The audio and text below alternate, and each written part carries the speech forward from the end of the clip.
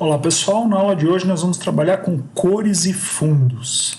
Então hoje a gente vai aprender um desses que é um dos mais importantes elementos para a gente fazer o design das nossas páginas, que são as cores e os fundos da nossa página.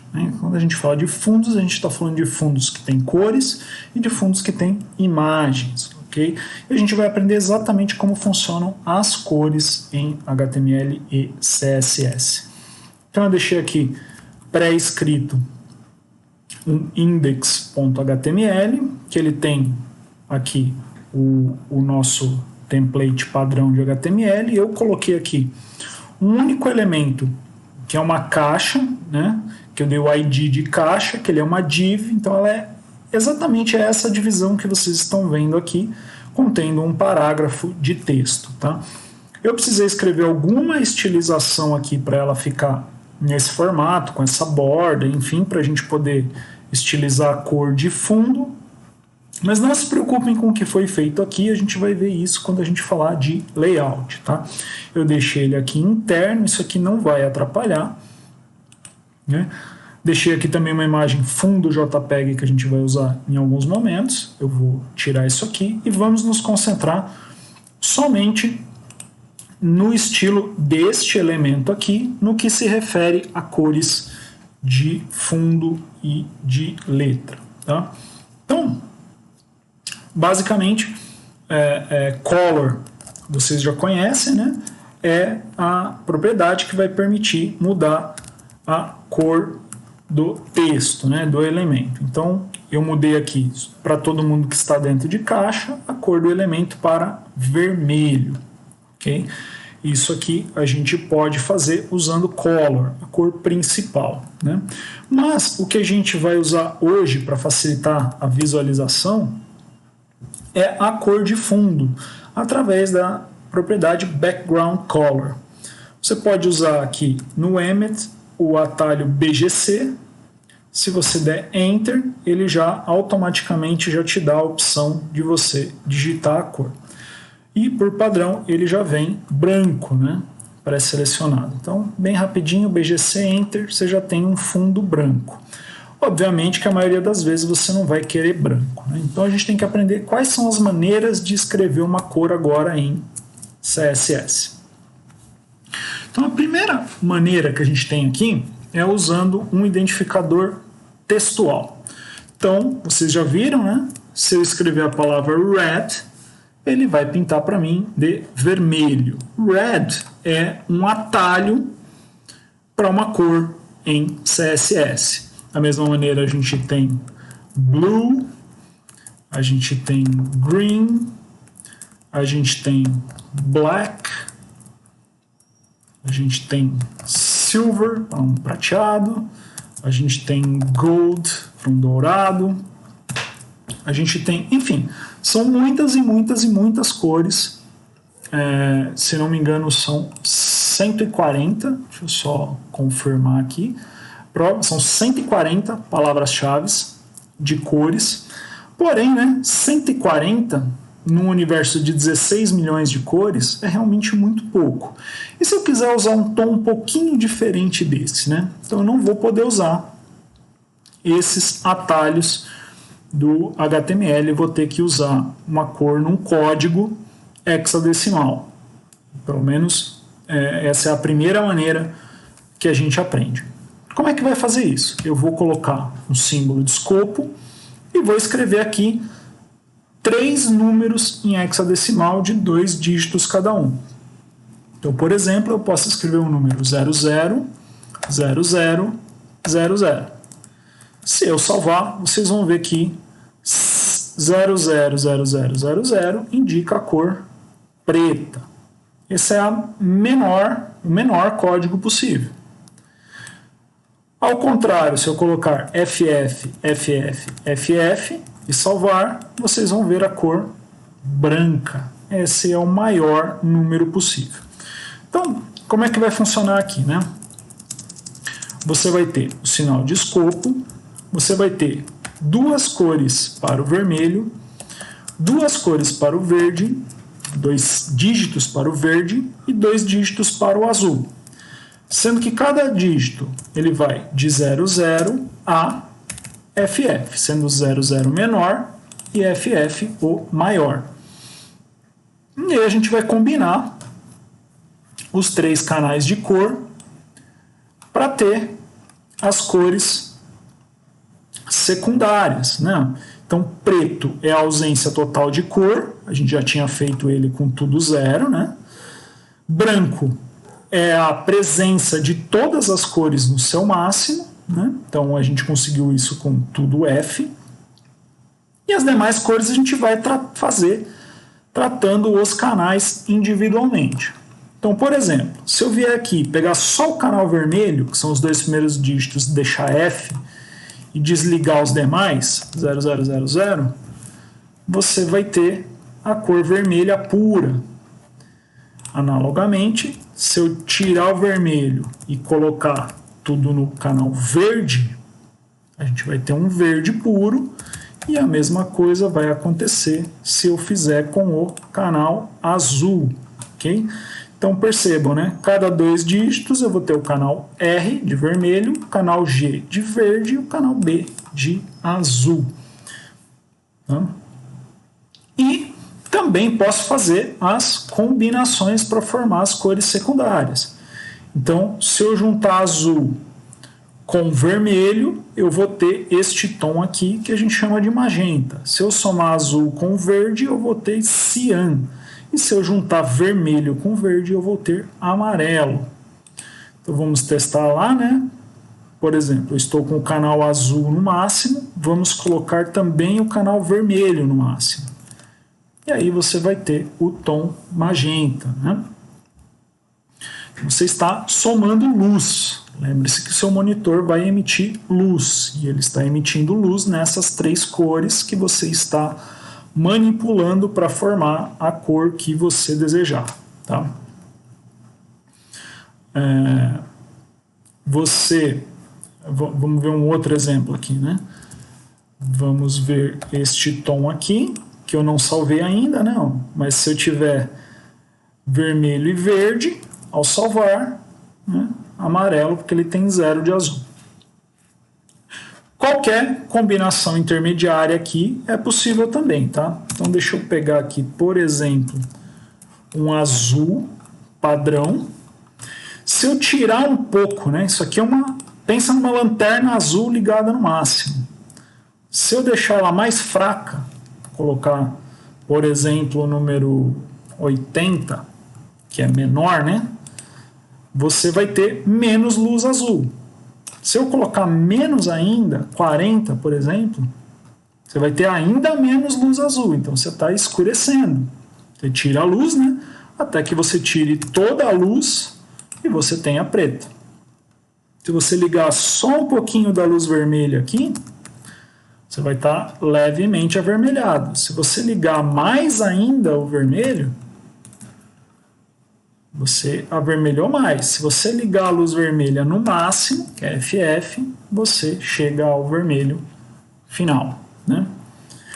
Você pode visualizar isso também em qualquer paleta de cor de qualquer programa, tá? Eu abri o Paint aqui, peguei um vermelho, percebam que ele é 255, que em hexadecimal dá o F, né? É a mesma coisa que o FF, desculpa, né? Então percebam que se eu pegar este valor e escurecer, o que vai acontecendo com o tom de vermelho? Vai diminuindo até chegar em 0. Ok? Se eu tiver aqui em 255, eu estou com o máximo de vermelho. Como é que eu clareio? Juntando luzes das outras cores em equilíbrio. Então, somando verde e azul juntamente. Então, percebam que quando eu aumentar aqui, o valor do verde e o valor do azul, eles sobem juntamente. Olha só. Até que chegue em branco, que é o máximo para todas as cores, né? Soma de todos os espectros de luz no máximo.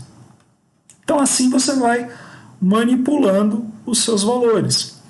Se você desequilibrar esses valores, né, você vai ter outros tipos de tom. Então percebam que se eu pegar uma outra cor qualquer, ele vai ter uma mistura né? 256 tons de vermelho, 256 tons de verde, 256 tons de azul. Essa combinação vai gerar a cor que você quiser. Tá? Outra coisa importante aqui são os tons de cinza. Então percebam que se você tiver numa paleta sem saturação, né, sem nenhuma cor, todos os valores são iguais, né? Então você consegue, deslocando tudo para 0 o preto, tudo para 255 ou FF o branco, e qualquer tom intermediário é um tom de cinza no qual nenhuma cor se sobressai, né? Então a gente também pode fazer isso aqui no HTML, né? Então, se eu pegar aqui e colocar 66, ou vamos pegar um valor diferente, 50, 50, 50. Tudo igual, né? 50 para o vermelho, 50 para o verde, 50 para o azul, eu tenho um cinza. Se eu colocar mais luz nisso aqui, eu for colocar, por exemplo, A0, A0, A0, você vai ter um cinza mais claro, ok?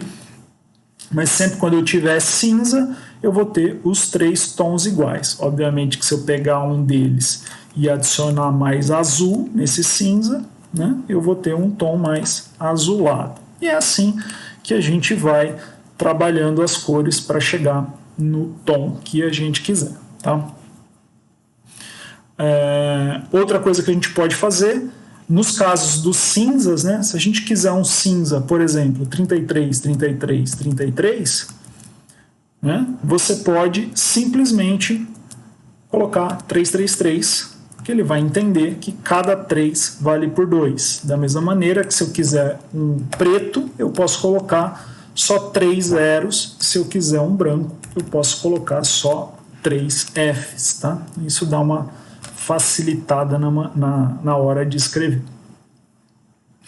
Porém, se você acha esse trabalho com hexadecimal muito complexo, né, você pode, o próprio Visual Studio Code aqui, já te dá, quando você para o mouse em cima de uma cor, um editor de cores como aquele do Paint. Mais simples um pouco, mas ele permite, por exemplo, que você escolha uma cor qualquer aqui, e ele vai te dar o valor RGB dessa cor. Tá? E imediatamente já coloca lá para você. Então você consegue facilmente editar cores aqui no Visual Studio Code. Mas perceba que ele não usou aquele padrão, né? Você pode mudar aqui, ó, clicando aqui em cima, para todas as maneiras possíveis de definir uma cor no HTML. Então, esta aqui é a maneira que a gente estava trabalhando antes. Então, você pode modificar aqui e ver como é que vai ficar cada uma das cores que você utilizar, ok? Então, vou salvar aqui para vocês verem que ele se reflete lá normalmente, tá? Usem isso aqui bastante para simplificar para vocês. Outra coisa que a gente pode fazer, que vocês já tinham visto, né, aqui, é usar o formato da função RGB, onde eu tenho RG e B, só que em vez de 00 a FF, eu tenho de 0 a 255. Então, eu tenho o mesmo controle, né? Então, se eu colocar 255 aqui, 0 aqui e 0 aqui, eu estou com a luz vermelha no máximo e o restante no mínimo. Da mesma maneira, se eu adicionar mais luz na mesma quantidade nos 2 tons, eu vou clarear. E aqui é a mesma lógica que a gente viu anteriormente, só que aqui usando a função RGB e valores decimais e não valores em hexadecimal, ok? Isso aqui é bastante bacana, tá? Outra coisa que você pode fazer é controlar aqui um canal a mais, que é o canal de opacidade ou transparência. Se ele tiver no máximo, ele vai ter o valor 1, que vai indicar totalmente opaco. Se ele tiver em 0, é totalmente transparente. Então eu deixei agora, percebam que totalmente transparente ele some. Se eu colocar um valor intermediário, ele fica semi-transparente. Porque a gente não tem nenhuma cor de fundo aqui para conseguir visualizar a transparência. a gente pode colocar aqui só para entender o que está acontecendo. Vamos colocar aqui um fundo azul. Ok? Então, no fundo azul, a gente consegue perceber. Vamos colocar um vermelho aqui, né? Um vermelho totalmente opaco, como fica, e um vermelho que eu posso deixar semi-transparente. Vamos colocar 0,5 aqui. Colocar 0,5 na mão, 50% de transparência, e aí você consegue perceber que ele junta as cores, tá? Então você consegue fazer uma transparência usando, em vez de RGB, RGBA.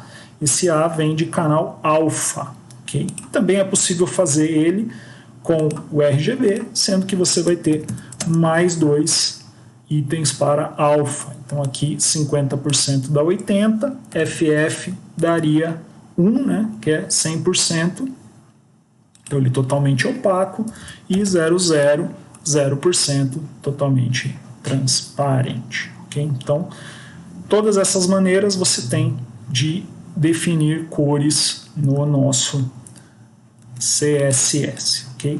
Vou excluir isso aqui e eu acho que está bom por enquanto com cores. Tá? O próximo passo que a gente tem agora é usar imagens para fundo, tá? Então percebam aqui, não aqui na verdade, aqui, que na nossa pasta tem uma imagem chamada fundo JPEG. Então digamos que eu queira colocar ela no fundo desse desenho aqui. Vou mostrar primeiro para vocês como ela é, tá? Tá carregando aqui, ó. Esta é a imagem que a gente quer colocar no fundo, tá? Ela é bem grande, tá? Então ela tá reduzida aqui, ó. Ela tem 5.184 pixels de largura por 3.456 pixels de altura, tá? Então ela é bem grande. Mas eu posso colocar ela de fundo aqui usando Background Image ou BGI aqui no Emmet. Então, Background Image e aqui a função URL e o nome da imagem que eu vou usar. Se você apertar Ctrl/espaço, ele já te mostra os arquivos aqui e você já consegue fazer referência a essa imagem chamada fundo. Então eu vou salvar. Percebam o que aconteceu. Ela carregou aqui.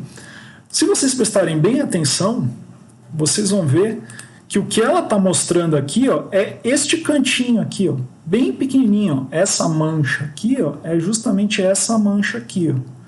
Então, o nosso quadro, né, está mostrando só esse cantinho aqui da imagem. Né? Por quê? Porque ele vai começar do canto superior esquerdo e vai exibir a imagem para cobrir a área que você definiu. Tá? Obviamente, nem sempre é isso que a gente quer, né?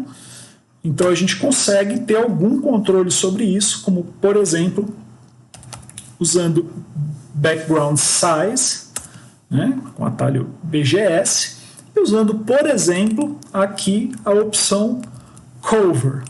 Se você usar Cover, o que vai acontecer? Você está dizendo para o navegador que você quer que essa imagem cubra todo o espaço disponível. Tá? Essa caixa aqui está definida com um tamanho de pixel fixo, tá? Largura e altura fixa, por isso que ela vai cobrir esse espaço. Tá?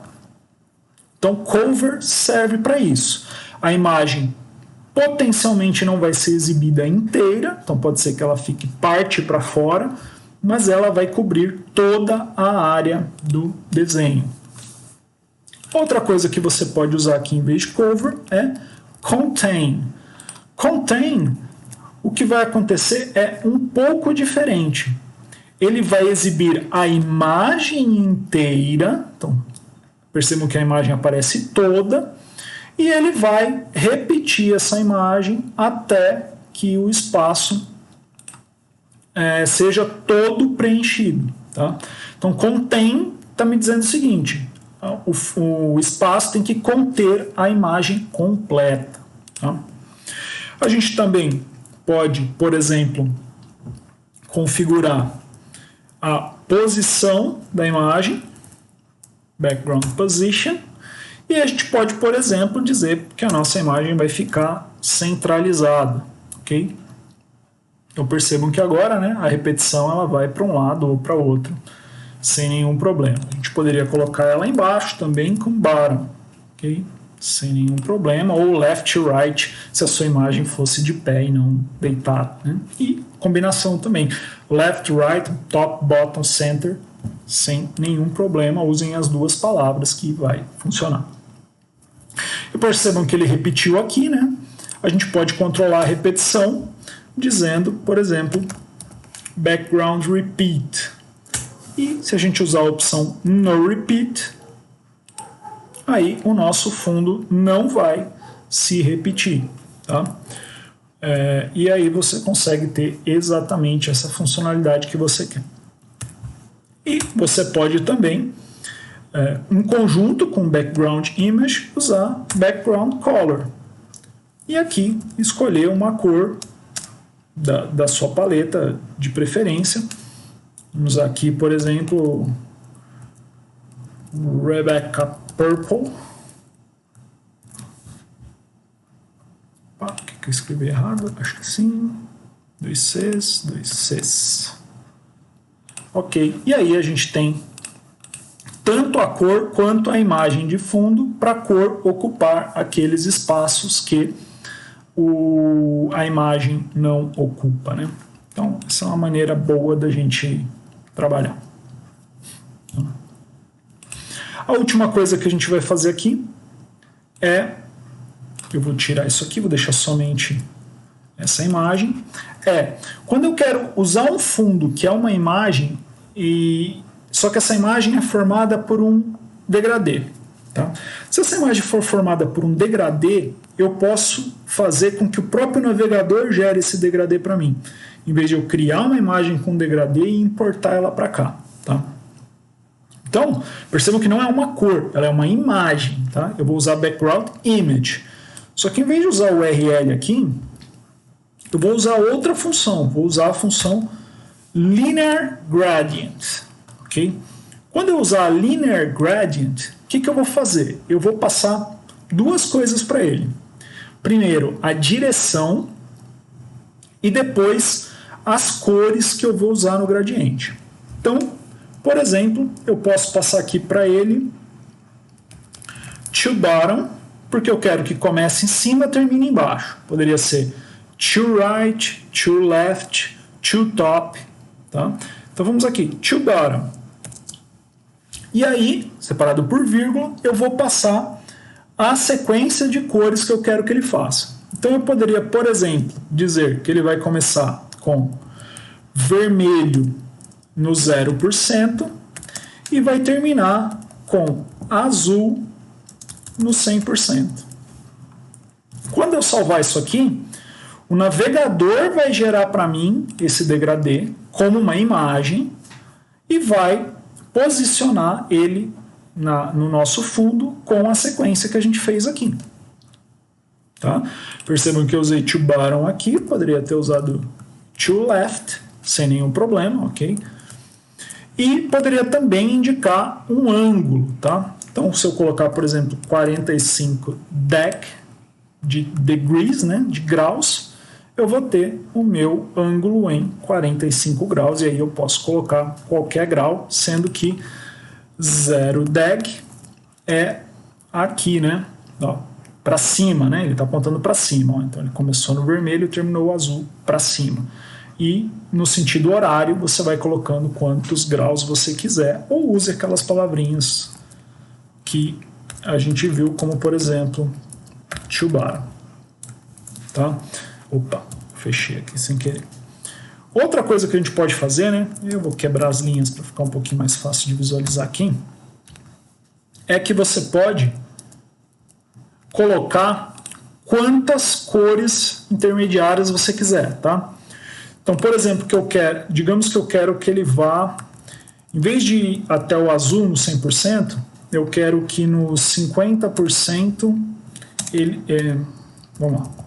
Meu red vai ser 50%, só que o meu 0% vai ser um white. Então ele vai começar em branco no 0%, vai até o vermelho no 50% e depois o azul no 100%. Falta uma vírgula aqui.